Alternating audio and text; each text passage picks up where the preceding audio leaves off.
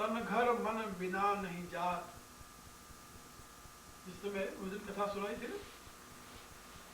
जब गोपिका भगवान की बंसी सुन करके जाती हैं, भगवान उनको समझाते हैं घर जाने के लिए, तो सूरदास जी लिखते हैं कि गोपिकाओं ने यही उत्तर दिया, घर तन मन बिना नहीं जात, आप हंसी हंसी कहत हो हरि चतुरई की बात।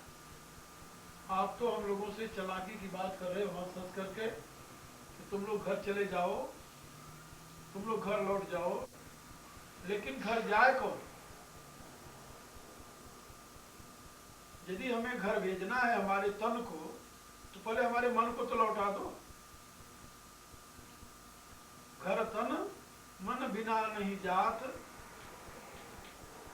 शरीर अकेले कैसे जा सकता है बिना मन के? आप हंसी हंसी कहत हो हरि चतुरई की बात, घर तन मन बिना नहीं जात। मन एक है, वह आप में लगा हुआ है, घर कौन जाए, कैसे जाए? तो मैं आप लोगों को बता रहा था कि मन एक है, मन दो नहीं है। ये नहीं कि आधा मन तो संसार में लगा रहे, आधा मन भगवान में लग जाए, ऐसा नहीं होता। और भगवान एकांगी प्यार प्रेम चाहते हैं, अनकंडीशनल सरेंडर। वहां किसी प्रकार के कंडीशन के लिए स्थान नहीं है। इसलिए कुसंग और ब्रह्मानंद और विषयानंद दोनों साथ साथ नहीं चलते। या तो मनोमय कोश से तुम्हारा मन प्राणमय अन्नमय कोश में जाएगा, यानी इंद्रियों में और शरीर में जाएगा, संसार में जाएगा, या वहां से टर्न करेगा तो फिर वो विज्ञान में और आनंदमय की तरफ जाएगा, ऊपर जाएगा, बीच में नहीं रह सकता। अच्छा, एक ये भी खास बात है कि मन कभी बिना आधार का नहीं रहता। यानी मन को कहो कि भाई ना तो तू नीचे जा ना ऊपर जा, अपनी जगह पर आ, तो नहीं रह सकता। खाली नहीं रह सकता, बिना आधार का नहीं रह सकता, अकेले नहीं रह सकता। अकेले मन रहे तो मर जाए। ये बहुत ही गंभीर विषय है समझने का। मन को यदि आप अकेले रख दें, निराधार कर दें, तुरंत मर जाएगा, खत्म हो जाएगा, मन रहेगा ही नहीं। इसलिए योगी लोग मन को अमन करने के लिए उसको निराधार रखने की कोशिश करते हैं, लेकिन निराधार रहना होता है मुश्किल है। इसलिए मन या तो इंद्रियों और शरीर की तरफ जाएगा, प्राणमय कोश की तरफ, या उसको टर्न करो तो ऊपर विज्ञान में आनंदमय कोश की तरफ जाएगा। उसके लिए और कोई तीसरा रास्ता नहीं है, तीसरा रास्ता नहीं है। इसलिए सर्वप्रथम जो भक्ति को चाहता है वो विषय त्यागा कर सकता है। का विषय का त्याग बड़ा कठिन है। कहा तो तुम ऐसा करो कि विषय को परमात्मा की तरफ मोड़ो। गीता के दूसरे अध्याय में बात भगवान की बहुत अच्छी बात है। यानी ये गीता के सिद्धांत का सार समझ रहे। राग द्वेष वियुक्तस्तु विषयान इंद्रियश्चरन् आत्मोस्तेर विधेय आत्मा प्रसाद मत गच्छेत्। भगवान का एक आदमी तो वो है जो विषयों से इंद्रियों को रोक लिया है और मन में विषयों का चिंतन करता है। ये तो एक वो है जो मन को विषयों से रोक लिया है और इंद्रियों के द्वारा विषयों का उपयोग कर रहा है। क्या समझे? एक व्यक्ति वह है जो इंद्रियों को विषयों से रोक लिया लेकिन मन द्वारा विषयों का चिंतन करता है। उसको भगवान ने जान तो क्या कहा? उसको कहा मिथ्याचारी से उच्यते, को मिथ्याचारी है।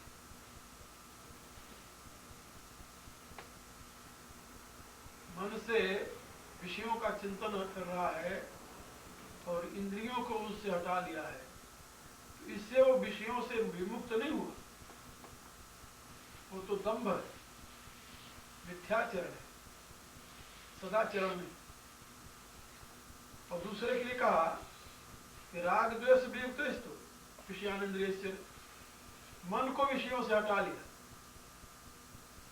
अब मन को कहाँ लगाया? भगवान। फिर क्या करता है? इंद्रियों से विषयों का सेवन कर रहा है। कहा वो क्या है? कहा वो तो परमात्मा के प्रसाद को पाएगा।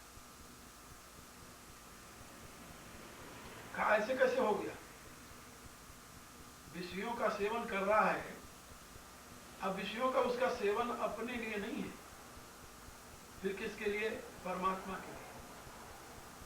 मन परमात्मा में लग गया, अब विषयों का सारा प्रयोग, विषय माने यही संसार, शब्द स्पर्श रूप रस गंध, यही विषय हो गया। विषय माने शेख शरीर नहीं होता है, विषय माने शब्द स्पर्श रूप रस गंध, ये पांचों जो पदार्थ इनको विषय करते हैं। अब इन पांचों का वो प्रयोग कर रहा है, अब किसके लिए कर रहा है? भगवान के लिए। इनको समझ रहा है भगवान की पूजा की सामग्री है, अब इनके द्वारा भगवान की उपासना करता हूं। मन भगवान में लगा हुआ है, सुंदर संगीत सुनना है, भगवान के नाते सुनना है, सुंदर रूप देखना है तो भगवान के नाते देखना है, सुंदर स्वाद लेना है, खाना है तो भगवान के प्रसाद रूप में खाना है, सुंदर सुगंध लेनी है तो भगवान के प्रसाद से लेनी है। ये जो भाव बना, इसमें इंद्रियों को विषयों से नहीं हटाया, इंद्रियों से तो विषयों का उपयोग कर रहा। अब मन भगवान में लगा है, अब भगवान के लिए वो सारा कुछ कर रहा है, भगवान के नाते कर रहा है। अब इंद्रियों का नाता नहीं रहा, भगवान का नाता हो गया। काम वही है, काम में कोई अंतर नहीं आया, भाव बदल गया। क्रिया बदल लेने से बात नहीं बनती, भाव बदल लेने से बात बन जाती है। तो यहां पर उस साधक ने भाव बदल दिया, तो बंधन क्रिया में नहीं है, बंधन तो भाव में। इसलिए भगवान कहते हैं कि जो मन को मेरे में लगाकर और संसार का उपयोग कर रहा है, वह मेरा प्रिय भक्त है, मुझे प्राप्त करेगा, संसार को नहीं पाएगा, ये संसार में नहीं गिरेगा। ये भक्ति मार्ग का यही वैशिष्ट है, ये उसकी महिमा है। भक्ति मार्ग में यही विशेषता है कि संसार के क्रियाकलाप को वो प्रोहिबिटेड नहीं करता। मन परमात्मा में रख करके ब्रह्मणि आधाय कर्माणि संगम त्यक्त्वा करोति लिप्यते न सपापे न पद्म पत्र विमाम। गीता 5वें अध्याय भगवान ने बताया कि मन को ब्रह्म में आधाय कर दिया, मैंने रख देना, ब्रह्मणि आधाय कर, और सारे कर्मों को परमात्मा के नाते कर रहा हो बस। इसलिए वह किसी भी कर्म में लिपायमान नहीं हो रहा। कैसे रहता है? पद्म पत्र विमाम बसा, जैसे कमल का पत्ता पानी में रहते हुए भी पानी से अलग रहता है, ऐसे वह योगी जगत में रहते हुए भी जगत से अलग है। तो विषय त्यागार संगत त्यागार। तो सबसे पहले तो विषय त्याग दे, और विषय के बाद कुसंग त्याग दे। संग माने आसक्ति होती है, वैसे आसक्ति का त्याग दे, या संग माने कुसंग। अच्छा, एक बात और आप लोगों को बताओ, आसक्ति का त्याग उत्तम है, और आसक्ति मन का स्वभाव, जैसे मैंने बताया कि मन निराधार नहीं रहता, तो बिना आसक्ति के मन रह नहीं सकता। फिर क्या किया जाए? भगवान ने कहा इसके लिए मैया आसक्त मना पार्थ योगम जन्मदाश्रय। तो अच्छा, आसक्ति किसमें होती है मन की? जो सबसे अधिक सुंदर हो, तो उसको भगवान के सौंदर्य की कहानी सुनाओ। भगवान से ज्यादा सुंदर तो कोई नहीं है। एक बड़ा इश्कबाज था। इश्कबाज कहते हैं शख्सी प्राणी, जाति का पठान। और वो इश्क करता था लड़कों से, लड़कों से इश्क करता था, और जिसको अंग्रेजी भाषा में होमोसेक्स कहते हैं।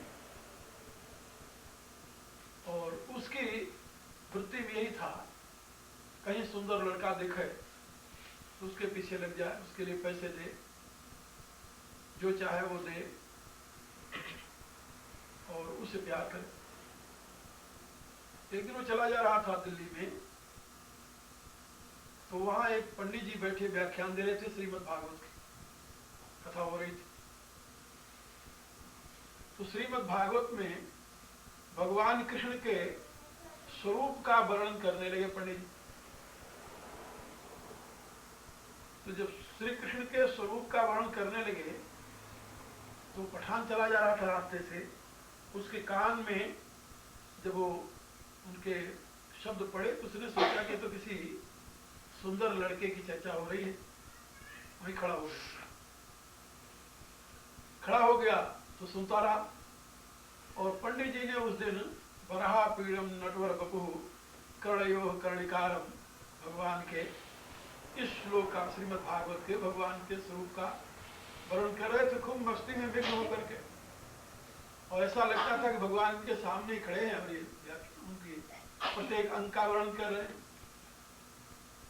और वो पठान सुनता रहा।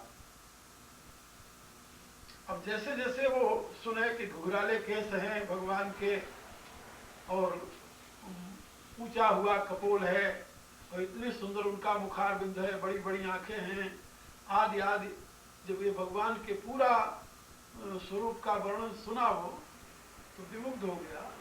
तो जब कथा समाप्त हो गई, सब चले गए, तो वो पठान पंडित जी के पास आया। तो पंडित जी से पूछने लगा कि पंडित जी, ये जिस लड़के की कथा सुना रहे थे आप, वो कहाँ रहता है? जिस लड़के की चर्चा आप कर रहे थे वो कहाँ रहता है? उन्होंने कहा कि वो वृंदावन में रहता है। वृंदावन में रहता है? बोले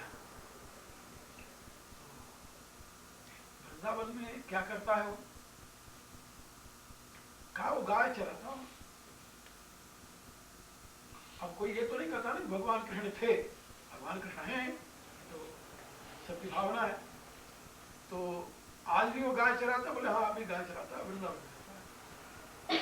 तो पंडित जी एक बात और बता सकते हो आप? बोले हाँ। क्यों? अब पंडित जी को क्या पता कि क्यों पूछ रहा है? उसने कहा कि उस लड़के को सबसे अधिक प्रिय क्या चीज है? क्योंकि लड़के को तभी फंसा सकता है जब उसकी प्रिय चीज उस पर ले जाए। तो सबसे अधिक प्रिय क्या चीज है उस लड़के को? पंडित जी ने कह दिया माखन और मिश्री, बस। और कोई चीज? बोले और कुछ? तो बहुत सरस सी बात है, ठीक है। अब उसने निश्चय कर लिया कि मैं माखन मिश्री लेकर के और वृंदावन जाऊंगा और उस लड़के को देखूंगा। नाम क्या है उसका? कृष्ण। ठीक है। अब वो पठान माखन और मिश्री लिया, लेकर के मथुरा की राह ले ली। 70 मील पड़ता है दिल्ली से मथुरा। वो 2-3 दिन में पैदल चल करके वहां पहुंचा। अब उसके दिमाग में अब वही कृष्ण, एक तो कृष्ण का सुमिरन, कहीं नाम ना भूल जाए, नाम भूल जाएगा तो किसको ढूंढेगा वहां, एक। और वो गाय चराता है, वृंदावन पहुंच गया। जब वो पूछने लगा कि भाई जो गाय चराता है कृष्ण, नंद का लड़का है, कहाँ रहता है? तो वहां के लोगों ने कहा कि यहीं कहीं होगा, क्योंकि वो ये तो कह नहीं सकते थे कि भाई हम नहीं जानते, या वो तो पुरानी बात है। वृंदावन में या आज भी आप जाओ तो वहां कोई ये नहीं कहता कि कृष्ण नहीं है या कृष्ण पुरानी बात हो गए, ऐसा कोई नहीं कहता। तो उससे पूछा लोगों से, तो उसने, लोगों ने उसे बताया कि यहीं कहीं होंगे, कहीं गाय चराते होंगे। और अब वो माखन और मिश्री लेकर के अब उसका खाना पीना सब भूल गया, कृष्ण कृष्ण का चिंतन और सायंकाल सवेरे चारों तरफ जंगलों में घूमना। इस प्रकार से कई दिन बीत गए। अब उससे चला फिरा न जाए और वह चलते चलते अब बेहोश होकर गिर गया। जब बेहोश होकर गिर गया तो भगवान को दया आई उस पर। भगवान प्रकट हो गए। भगवान प्रकट हुए और आवाज लगाया कि बाबा, किसके लिए तुम इतने व्याकुल हुए हो? उसने देखा तो पंडित जी के व्याख्यान को उनके एक एक अंग से मिलाने लगा, तो विचार करने लगा कि हो न हो यह वही लड़का है। तो उसने बताया कि हम कृष्ण को ढूंढ रहे हैं। क्या करोगे कृष्ण को? उसके लिए कुछ ले आए हो? तो वो उसके हाथ में वो माखन मिश्री थी, माखन और मिश्री हम ले आया। भगवान ने आगे हाथ बढ़ाया, मुझे दे दो। वो देखता रहा। भगवान ने माखन मिश्री लिया उसका हाथ में और अंतर ध्यान हो गया। और वो उसको जो भगवान की झांकी मिली, उससे उसका सारा जीवन बदल गया और वो एक महान संत हुआ। आज से 400 वर्ष पूर्व उस पठान का नाम पड़ा रस खान। आप लोगों में से किसी ने हिंदी साहित्य पढ़ा हो तो रस खान का नाम जरूर सुना हो। हिंदी साहित्य में वो पठान अमर हो गया। अब देखिए, उसके हृदय में पहले भगवान के प्रति भगवान की भावना नहीं थी। ये नहीं था कि ये भगवान है या कृष्ण भगवान है जिसकी तलाश में करने जा रहा हूं। वो तो एक सुंदर कुमार है, लड़का है, इश्कबाज था, इश्क के नाते लड़कों से इश्क करता था और लड़का ढूंढने चला गया। उसको क्या पता था कि ये इश्क हमारे लिए वरदान बनेगा। और आज रसखान व पठान हिंदी में ब्रजभाषा में इतनी सुंदर कविता किया है कि आज उसकी कविताएं अच्छे अच्छे संत लोग वर्णन करते हैं और पढ़ाई जाती हैं स्कूलों कॉलेजों में। उसकी भावना वो कहता है, ब्रह्म में ढूंढो पुराणन कानन, वेद ऋचा सुनो चौगुनो चाय, देखो सुनो कहूं न कहूं वह कैसो स्वरूप और कैसो स्वभाव, हेरत हेरत हारि थक्यो रस खान बतायो न लोग लुगायन, देखो दुर्यो वह कुंज कुटीर में बैठो कुलोटस राधिका पाए। कहा, जिस ब्रह्म को हमने वेद और पुराणों में सुना, लोगों से पूछा, लोगों ने कहीं नहीं बताया उसका पता, हेरते हेरते मैं जब थक गया तब उस ब्रह्म को मैंने देखा सेवा कुंज में बैठा हुआ, एक निकुंज में बैठा हुआ, सेवा कुंज, जहां उसको भगवान के दर्शन हुए थे, उस जगह का नाम सेवा कुंज है। आज भी वो जगह वैसे सुरक्षित है वृंदावन में। तो कहता है कि मैंने उस सेवा कुंज में बैठा हुआ राधिका का पांव दबाते हुए उस ब्रह्म को मैंने देखा। तो मैं आपको बता रहा था कि विषयों के परिवर्तन करने का जो क्रम हमारे संतों ने समझाया भक्ति मार्ग के, कि तुम जो कुछ विषय है उसको यदि भगवान के साथ जोड़ देते हो तो तुम्हारा मन प्राणमय और अन्नमय कोश की दिशा में न जाकर के वह लौट करके विज्ञान में आनंदमय दिशा में अपने आप चला जाता है। उसके लिए और कोई प्रयत्न करने की जरूरत नहीं है। इसलिए देवर्षि नारद कहते हैं, तत्व विषय त्यागा संग त्यागाच्य। विषयों का त्याग और संग का, कुसंग का त्याग। भगवान के साथ आसक्ति हो जाए, आसक्ति बिना मन रह नहीं सकता। मन आसक्ति रहित होते ही मर जाता है। मरना किसी को पसंद नहीं है, इसलिए मन भी मरना नहीं चाहता, मरने से बचता है। तो भगवान ने कहा कि उसे निरासक्त न बनाओ। कहा तो फिर कहा मेरे में आसक्त कर दो। मैया आसक्त मना पार्थ, 7वें अध्याय में बताया, मैया आसक्त मना पार्थ योग में जन्मदाश्रय। कहा कि मन को मेरे में आसक्त करके मेरे से ही युक्त कर दो उसे, और मेरे आश्रित कर दो। जब मेरे आश्रित हो जाएगा फिर वो संसार में कहीं नहीं जाएगा। तुलसीदास जी ने विनय पत्रिका में लिखा, जो संतोष सुधार निशिबासर सपने कबहू क पावे, तौकत विषय बिलोक झूठ जल मन कुरंग जो धावे। यदि संतोष रूपी सुधार इस मन को किंचित मात्र भी कभी स्वप्न में भी मिल जाए तो यह मृगा की तरह संसार के झूठे सुख को देखकर क्यों दौड़ेगा इधर उधर। इसलिए मन को किसी भी प्रकार से भगवान की तरफ कर दे, और भगवान की तरफ करने के लिए भगवान की महिमा का वर्णन यदि वह पठान भागवत के वराह पीड़म नटवर बपू कर्णेरो कर्णिकारम की व्याख्या न सुनता तो क्या कभी वह कृष्ण पर लुब्ध होता, मोहित होता? क्या कभी वह रसखान नाम से प्रसिद्ध होता? तो सर्वप्रथम उसने सुना, सुन करके उसको प्रेम जागृत हुआ, और उस प्रेम ने, चाहे वो प्रेम उसका विषयात्मक था, वासनात्मक था, लेकिन था तो कृष्ण से संबंधित, और उसका प्रेम अंत में परिवर्तित हो गया। और ये केवल रसखान की बात नहीं है, बहुत से ऐसे और भी संत हुए हैं, कई मुसलमान संत हुए हैं। एक ताज नाम की बेगम थी लखनऊ की, तो उसने मक्के की यात्रा करने का निश्चय किया, हज पर चली, मक्के जाने लगी।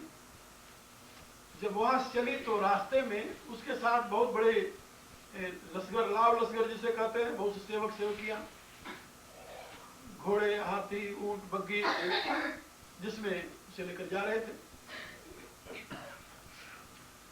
वो जब आई तो मथुरा के पार उसका डेरा पड़ा। सायंकाल को जब द्वारकाधीश के मंदिर में पूजा होने लगा, आरती होने लगी, तो घंटे बजे। तो उसने कभी सुने नहीं थे ऐसे एक ध्वनि में घंटे बजते। तो वो सुन करके उसको बड़ा आनंद आया। तो उसने पूछा मौलवी से कि ये आवाज कहां से आ रही है? सुंदर आवाज, झालर बजती, घंटे और झालर बज रहे थे। तो उसने पूछा ये आवाज कहां से आ रही है? मौलवी ने कहा कि बेगम साहिबा, यहाँ काफिरों के भगवान रहते हैं थोड़ी दूर, ये काफिर लोग उनकी पूजा कर रहे हैं और उसकी ये आवाज आ रही है। काफिरों के भगवान इतने नजदीक रहते हैं? उसने पूछा। कहा हमारे खुदा तो बड़े हैं ना, इसलिए वो दूर रहते हैं, और काफिरों के भगवान छोटे इसलिए वो नजदीक रहते हैं। उसने कहा कि मौलवी साहब, फिर तो पहले अपने को छोटे भगवान के दर्शन करने चाहिए, फिर बड़े के। उसने कहा कि नहीं बेगम, ऐसा नहीं, अपन काफिरों के भगवान के दर्शन क्यों करने जाए? कहने उनके भी भगवान है, छोटे से ही, तो मैं तो निश्चय कर रही हूँ कि पहले छोटे भगवान के दर्शन करना, फिर बड़े का करना। मौलवी ने बहुत समझाया, जब नहीं मानी तो उसने उसे बताया कि बात है बेगम साहिबा कि काफिर लोग अपने भगवान का दर्शन करने के लिए आपको इजाजत नहीं देंगे। भगवान के दर्शन करने के लिए कौन मना करेगा? कहा नहीं, काफिर अपने मंदिर में जाने नहीं देते।